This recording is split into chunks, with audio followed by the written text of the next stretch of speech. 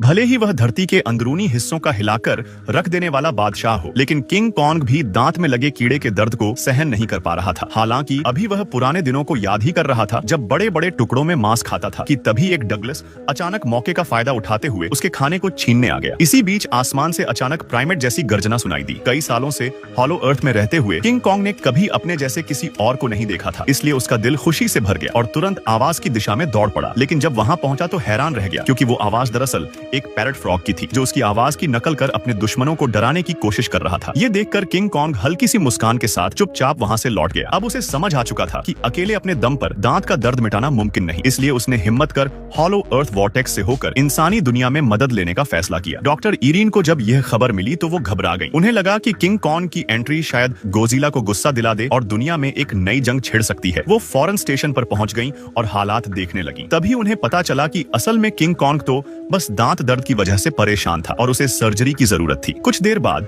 Dentist Andrew अपनी repair ship उड़ाते हुए वहां आ पहुंचा। सुरक्षा पक्की करने के लिए उसने किंग कॉन्ग को तेज स्लीपिंग इंजेक्शन लगाया, फिर रस्सी के सहारे नीचे उतरकर सीधे उसके खराब दांत पर पहुंचा। वहां मोटी मोटी लोहे की जंजीरों से दांत को कसकर बांध दिया और फिर ऊपर लौटकर जहाज के इंजन को पूरी ताकत पर चला दिया। कुछ ही पल में सर्जरी पूरी हो गई और दांत निकाल दिया गया। जब किंग कॉन्ग बेहोशी से जागा तो पाया कि उसके मुंह में एक नई टाइटन टूथ लगा दी गई है जो इतनी मजबूत थी कि आसानी से आईफिल टावर तक चबा सकती थी। सब लोग खुशी मना ही रहे थे कि तभी खबर आई कि हॉलो अर्थ बेस से अजीब सिग्नल आ रहा है। स्याओहेई ने एनालिसिस करके बताया कि ये एक SOS सिग्नल है जिसे नजरअंदाज नहीं किया जा सकता। सच्चाई पता करने के लिए डॉक्टर एरिन ने तुरंत एक एक्सपेडिशन टीम बनाने का फैसला किया और किंग कॉन्ग के साथ हॉलो अर्थ लौटने की तैयारी शुरू की। जैसे ही मशीन एक्टिव हुई, पानी की सतह पर एक बड़ा भंवर बन गया। किंग कॉन्ग सबसे पहले उसमें कूद गया और इंसानों का जहाज उसके पीछे पीछे चल पड़ा। थोड़ी देर में सब सही सलामत हॉलो अर्थ पहुंच गए। यहाँ सब उल्टा सीधा था, इसलिए जहाज को समय पर बैलेंस करना पड़ा ताकि किंग कॉन्ग की रफ्तार के साथ रह सके। लेकिन हैरानी की बात यह थी कि हॉलो अर्थ का बेस सिग्नल भेजने के बाद भी कोई जवाब नहीं दे रहा था। मजबूरी में टीम को किंग कॉन्ग से अलग होकर स्टेल्थ सिस्टम ऑन करना पड़ा ताकि थंडरबर्ड जैसे राक्षसों से बच सके। मगर जहाज अभी हवा में ही था कि उन्होंने देखा बेस से धुआं उठ रहा है। सालों से चल रहे बेस में ऐसा कभी नहीं हुआ था। अंदर मौजूद सभी लोग मारे जा चुके थे और पास ही एक पहाड़ पर बना विशाल हाथ का निशान देखकर डॉक्टर इरीन को बहुत बुरा एहसास हुआ। उधर किंग कॉन्ग जब अपने घोंसले में पहुंचा तो उसने एक अजनबी गंध महसूस की। पहाड़ियों से जोरदार गर्जना आ रही थी। उसने बिना समय गंवाए अपनी बैटल एक्स उठाई और आवाज की ओर कूद पड़ा। हथियार की रोशनी में उसने देखा कि यह जगह उसके लिए नई थी और यहाँ किसी और कॉन्ग जैसी प्रजाति का अक्स मौजूद था। अभी वो सोच ही रहा था कि गर्जना फिर गूंजी। किंग कॉन्ग तुरंत वाटरफॉल के पीछे से निकलकर अननोन एरिया में आ गया। यह इलाका हमेशा धुंध से ढका रहता था। धुंध के बीच से एक विशाल जीव की परछाई धीरे धीरे पास आ रही थी, जिसकी ऊर्जा से खुद किंग कॉन्ग को भी दबाव महसूस हुआ। लेकिन जब धुंध साफ हुई तो सामने एक छोटा येलो हेयर्ड एपे निकला। पहली बार किसी हमशक्ल को देखकर किंग कॉन्ग बेहद खुश हुआ। उसने हथियार नीचे रखकर दोस्ती का इशारा किया, मगर अचानक वो येलो एपे गुस्से में दांत गड़ा बैठा। किंग कॉन्ग समझ ही नहीं पाया और पीछे मुड़ा तो एक और बाल्ड एपे सामने खड़ा था जो साफ दुश्मनी दिखा रहा था। दोनों ने मिलकर किंग कॉन्ग पर हमला कर दिया। उन्होंने लकड़ी के डंडे उठाकर उस पर वार करना शुरू कर दिया। लेकिन स्कल आइलैंड का बादशाह इतनी आसानी से हार मानने वाला नहीं था। कुछ ही देर में उसने हालात पलट दिए। लेकिन येलो एप चालाक निकला। उसने पीछे से छुपकर हमला करने की कोशिश की। किंग कॉन्ग को उसका ये तरीका बिल्कुल पसंद नहीं आया। लड़ाई में एक एप लगभग खाई से गिर गया तो किंग कॉन्ग ने रहम दिखाकर उसे खींच लिया। लेकिन उसने एहसान मानने के बजाय छुरा उठाकर किंग कॉन्ग को मारने की कोशिश की। अब किंग कॉन्ग पूरी तरह गुस्से में आ गया। उसने बेझिझक उसे खाई में लात मारकर गिरा दिया। बॉल्ड एप ने देखा कि वो अकेला किंग कॉन्ग का मुकाबला नहीं कर सकता तो वो येलो एप को छोड़कर भाग निकला। किंग कॉन्ग ने येलो एप को पकड़ लिया और उसे इशारा किया कि अब वो उसे उनके घोंसले तक ले जाएगा। लेकिन येलो एप अंदर से चालाक था। वो दिखावे में साथ चलने लगा। असल में वो किंग कॉन्ग को सी ड्रैगन के हवाले करके मरवाना चाहता था। सिर्फ किंग कॉन्ग ताजा मछली का साशिमी खाकर ताकत जुटा रहा था। वहीं दूसरी तरफ चियाओ हुआंग माओ भूख से बेचैन हो रहा। किंग कॉन्ग ने ये देखा तो तुरंत मछली फाड़कर उसकी तरफ बढ़ा दी, पर श्याओ हुआंग माओ इतना सतर्क था कि उसने खाना लेने से ही इनकार कर दिया। बेबस होकर किंग कॉन्ग ने मछली जमीन पर फेंक दी। तभी श्याओ हुआंग माओ जल्दी से उसे उठाकर खाने लगा। इस वाकये के बाद उसे लगा कि किंग कॉन्ग शायद उतना डरावना नहीं जितना वो सोच रहा था। उसने अपना डर छोड़ दिया और किंग कॉन्ग के करीब जाकर दोस्ती जताने लगा। खाना खाकर दोनों आगे बढ़े। रास्ते में उन्होंने एक ऐसा पुल पार किया जो किसी विशालकाय जानवर की हड्डियों से बना था। हालांकि किंग कॉन्ग की ऊंचाई 100 मीटर से भी ज्यादा थी, लेकिन उस हड्डी के ढांचे पर वो भी छोटा लग रहा था। आखिरकार वो अपनी मंजिल तक पहुंच ही गए। लेकिन सामने का नजारा देखकर किंग कॉन्ग का दिल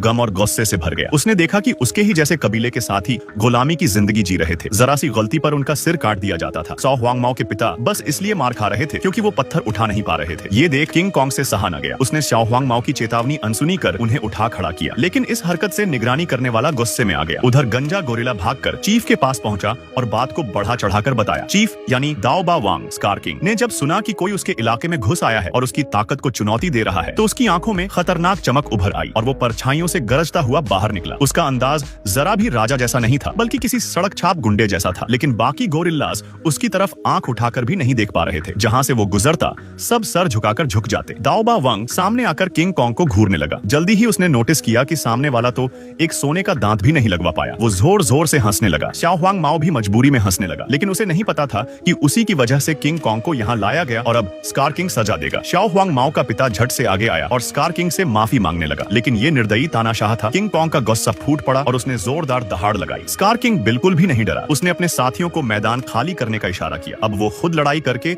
अपनी हुकूमत बचाना चाहता था। सारे गोरिल्लों ने युद्ध के नगाड़े बजाने शुरू कर दिए और दो राजाओं की लड़ाई शुरू हो गई। स्कार किंग ने दूर से ही अपनी हड्डी वाली कोड़े से हमला किया। किंग कॉन्ग पास भी नहीं आ पाया और उसके हाथ में कट लग गया। स्कार किंग ने फुर्ती से वार टाल दिया और उल्टे अपने बोन व्हिप हड्डी के कोड़े से किंग कॉन्ग को रोक दिया। फिर उसने अपनी क्रिस्टल डैगर निकाली और छाया से एक भयानक दैत्य को बुला लिया। वो राक्षस स्कार किंग के काबू में था और उसने किंग कॉन्ग पर ठंडी सांस का हमला कर दिया। किंग कॉन्ग जान तो बचा गया, लेकिन उसका दायां हाथ बुरी तरह जम गया और वो लड़ने की ताकत खो बैठा। इस संकट की घड़ी में शाओ हुआंग माओ ने उसे जल्दी भागने को कहा। किंग कॉन्ग किसी तरह जानलेवा वार से बच निकला। स्कार किंग ने तुरंत अपने आदमियों को पीछा करने भेजा। खुद किंग कॉन्ग की सुपर एक्स उठाकर जीत का मजा लेने लगा, लेकिन शाओ हुआंग माओ अपने दोस्त को मरता नहीं देख सकता था। उसने पहले से लगाए जाल का स्विच दबाया और पीछा कर रहे दुश्मनों को खत्म कर दिया। इस तरह उसने किंग कॉन्ग की जान बचा ली। दोनों किसी तरह डॉक्टर ईलेन तक पहुंच गए इलाज के लिए, लेकिन बार्ड गोरिल्ला ने सब कुछ अपनी आंखों से देखा और तुरंत स्कार किंग को खबर दे दी। ये सुनकर स्कार किंग ने गुस्से में दहाड़ लगाई और हमला करने की तैयारी शुरू कर दी। भारी चोटों से लहूलुहान किंग कॉन्ग किसी तरह दुश्मनों के घेरे से निकल भागा और इंसानों से मदद की उम्मीद करने लगा, लेकिन इंसानों की मेडिकल टेक्निक काफी सख्त और अनोखी थी। उन्होंने सीधे आर्मी वेयर हाउस से एक पहले से तैयार किया हुआ मैकेनिकल आर्म निकाला और किंग कॉन्ग पर फिट कर दिया। यह स्पेशल इन्फिनिटी गनमेट सिर्फ उसी के लिए बनाया गया था। ये न सिर्फ उसकी ताकत कई गुना बढ़ाता था, बल्कि इसमें बिजली जैसी ऊर्जा भी थी। इसे सच में अजेय बना रही थी। साथ ही फ्रॉस्ट बाइट को ठीक करने वाली दवा उसके शरीर में डाली गई और गॉन्टलेट उसकी बाह पर पूरी तरह फिट कर दिया गया। जैसे ही उसका हाथ मैकेनिकल बना, किंग कॉन्ग के शरीर में जबरदस्त पावर दौड़ गई। वो तुरंत खड़ा हो गया और नई ताकत को परखने लगा। सिर्फ एक हल्की सी मुट्ठी झटकते ही जमीन हिल गई। उसने सोचा, क्या मैं भी थेनोस की तरह एक बार उंगली चटका दूं? तभी अचानक येलो एप घबराया हुआ दौड़ता हुआ आया। उसने बताया कि स्कार किंग स्नो डीमन पर सवार होकर आ रहा है। अगर उसने हॉलो अर्थ से सरफेस वर्ल्ड जाने वाला रास्ता कब्जा कर लिया तो इंसानी सभ्यता का खात्मा तय है। किंग कॉन्ग मजबूरी में सरफेस पर गया ताकि गॉडजिला से मदद मांग सके, लेकिन गॉडजिला तो राजा है। वो कैसे बर्दाश्त करता कि कोई और उसकी बराबरी करे। ऊपर से किंग कॉन्ग अपने इन्फिनिटी गॉन्टलेट को घमंड से दिखा रहा था। ये देखकर गोजिला का बारबी प्रिंसेस हार्ट चटक गया। वो सीधे पानी से बाहर कूदकर उस पर हमला करने आ गया। किंग कॉन्ग हाथ हिलाकर समझाने की कोशिश करता रहा, लेकिन गोजिला ने उसे कोई मौका ही नहीं दिया और सीधे डेथ चार्ज अटैक मार दिया। किंग कॉन्ग को पीछे हटना पड़ा, लेकिन गॉडजिला ने पीछा किया, उसके हाथ में लगे गॉन्टलेट को काटा और उसे पिरामिड की तरफ धकेल दिया। फिर तो उसने कॉम्बो अटैक से किंग कॉन्ग को गिरा दिया, लेकिन किंग कॉन्ग अब हॉलो अर्थ किंग था। उसने लोहे जैसी मुट्ठी से पलटवार किया और गॉडजिला को जमीन पर पटक कर लगातार मारने लगा। गॉडजिला ने एटॉमिक ब्रेथ चार्ज किया, लेकिन किंग कॉन्ग की जोरदार पंच ने उसके प्रिंसेस हार्ट को तोड़ दिया। किंग कॉन्ग जल्दी जल्दी उसे घसीटते हुए पोर्टल तक लाने लगा, मगर गॉडजिला इतनी आसानी से मानने वाला कहां था। उसने अपनी पिंक आर्मर एक्टिव की और एटॉमिक ब्रीथ से किंग कॉन्ग पर वार किया। सौभाग्य से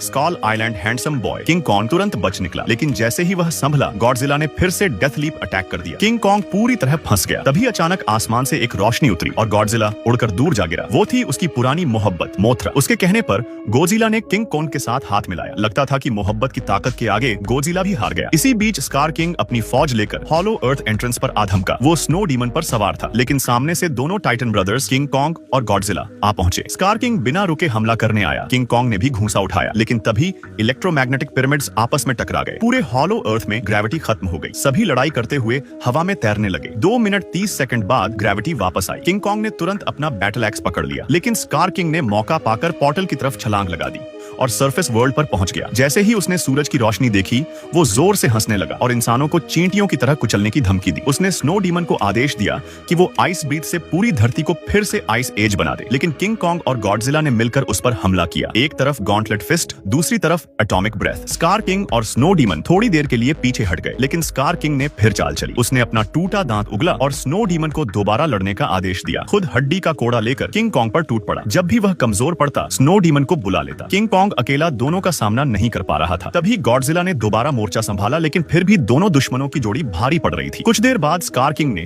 किंग कॉन्ग का हाथ दबोचकर उसे पिन कर दिया। गॉडजिला ने गुस्से में एटॉमिक ब्रेथ दागा और स्कार किंग के क्रिस्टल डैगर को गिरा दिया। किंग कॉन्ग उसे लेने ही वाला था कि स्कार किंग ने उसकी गर्दन दबोच दी। उसी समय येलो एप ने हिम्मत दिखाई। उसने बैटल एक्स उठाया और पोर्टल से सरफेस वर्ल्ड पर आ पहुंचा। उसकी वजह से क्रिस्टल डैगर टूट गया और स्कार किंग का स्नो डीमन पर कंट्रोल खत्म हो गया। स्कार किंग ने गुस्से में येलो एप को पकड़ लिया, लेकिन तब तक उसका खेल खत्म हो चुका था। गॉडजिला और किंग कॉन्ग दोनों ने मिलकर उस पर हमला किया। यह देखकर स्नो डीमन ने भी बगावत कर दी और स्कार किंग पर आइस ब्रेथ फेंक दिया। आखिरकार किंग कॉन्ग ने उसे जोरदार स्लैम मारा और स्कार किंग का सपना हमेशा के लिए खत्म हो गया। लड़ाई खत्म होने के बाद गॉडजिला ने आसमान की तरफ एटॉमिक ब्रेथ छोड़ा और बर्फीली परत को पिघला दिया। वो वापस रोम कोलोसियम जाकर सो गया, जबकि किंग कॉन्ग स्नो डेमन पर सवार होकर हॉलो अर्थ लौटा और अपने साथियों को नई उम्मीद दी।